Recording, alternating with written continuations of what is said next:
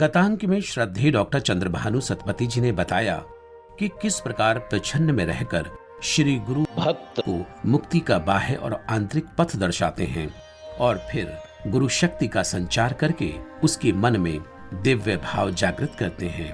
तब वह भक्त अष्ट सात्विक भावों से युक्त होकर गुरु भक्ति की चरम स्थिति में पहुंचकर पराभक्ति की धारा में मिल जाता है और गुरु भाव में लीन होकर संसारी जीवन को भूल जाता है। अब आगे।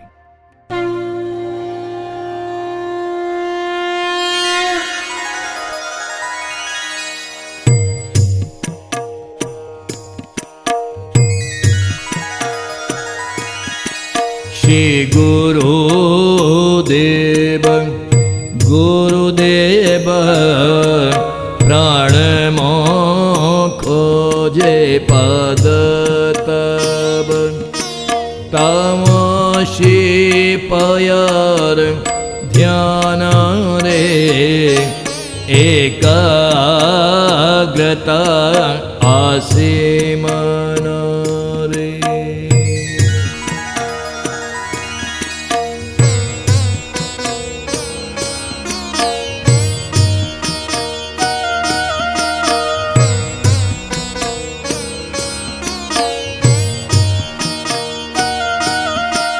प्रयता निरबरे थाए मन को मन कथा हुए गुरुं को सदा भाले मने शयने स्वप्ने जागरणे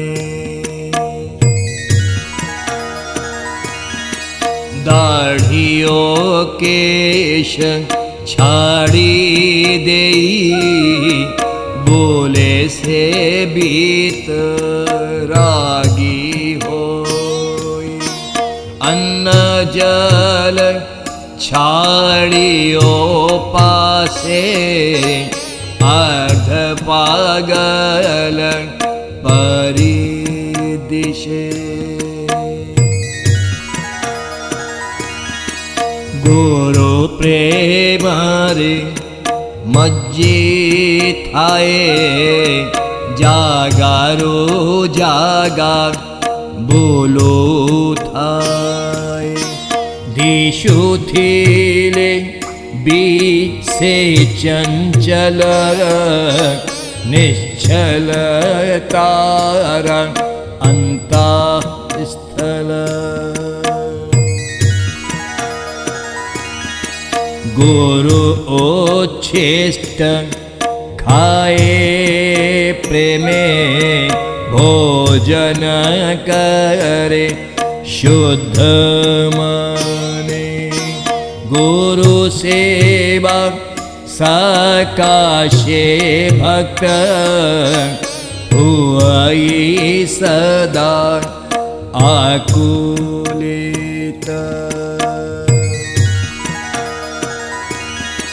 भल लागे नाही संसार गुरु बिना लागे असार श्री गुरुं को करे स्मरण सदा बिगलित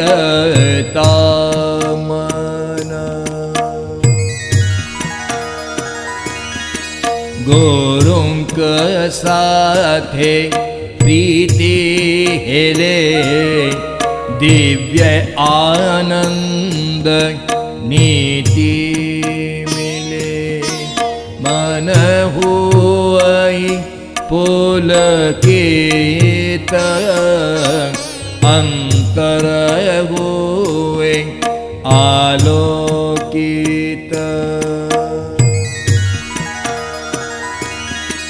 हृदय पीठ रे भक्तर वास करयन्ति गुरुबर ताहदर थरे सारथी भक्त रक्षणे महारथी। अनेक कष्ट सही पारे, निज कथा कुहे ना करे। जीवात्मा हेले जागरित, मन होई विस्तारित। भव जंजाल सही सही, प्रारब्ध को दिए जलाई। पाप संस्कार कटी गले, पुण्य संस्कार बढ़ी चाले। पाप प्रारब्ध हिले नाश, मन रे न रहे कलुष। नर देहर अंतराले, आत्मा प्रदीप परिजले। तापाई गुरु ही जगत, जगत गुरु ठारो जात। माया जड़ित संसार रे, गुरुं को देखे सर्वत्र रे। अंतरे धरि शांत चित्त, दिव्य पथे चाले सुभक्त। निर्लिप्त भाव धरि थाए, एकाग्र चित्ते चली थाए। गुरु भाव में लीन होकर भक्त मौन रहता है। वह अक्सर स्वयं से ही बात करता रहता है।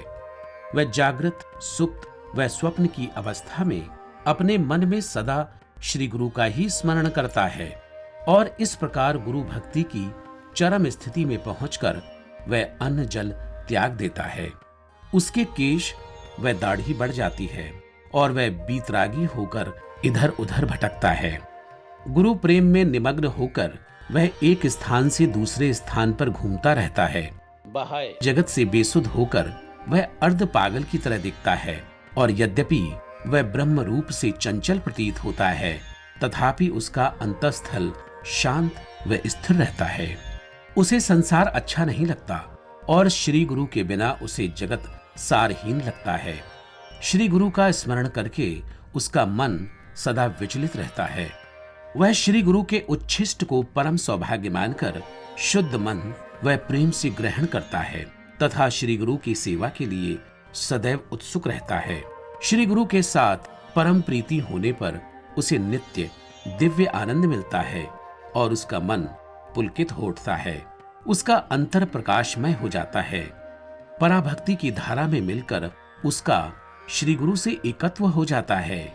उस भक्त की हृदय पीठ पर श्री गुरु वास करने लगते हैं और तब उस भक्त के हृदय रूपी रथ के सारथी स्वयं श्री गुरुवर बनकर उस भक्त का हर प्रकार से रक्षण करते हैं।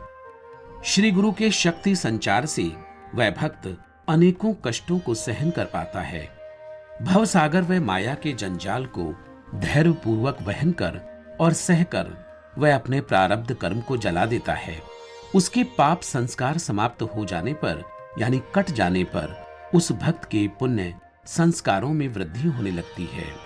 उस भक्त की जीवात्मा जागृत हो जाती है और तब उसका मन विस्तारित होने लगता है। पाप प्रारब्ध नष्ट हो जाने पर भक्त की आत्मशुद्धि हो जाती है और मन में कलुषता शेष नहीं रहती। तब फिर उस भक्त के अंतःकरण में आत्मा एक दीप की भांति प्रज्वलित होने लगती है। फिर वह भक्त श्री गुरु के ही सर्वत्र दर्शन करता है। उसके लिए श्री गुरु ही जगत हैं और श्री गुरु से ही जगत की सृष्टि है। इस प्रकार प्रदीप्त होकर वह भक्त निर्लिप्त भाव धारण करके और अंतःकरण में शांत चित्त होकर वह एकाग्र चित्त होकर दिव्य पथ पर चलता है। जय श्री गुरुदेव, जय श्री गुरु भागवत।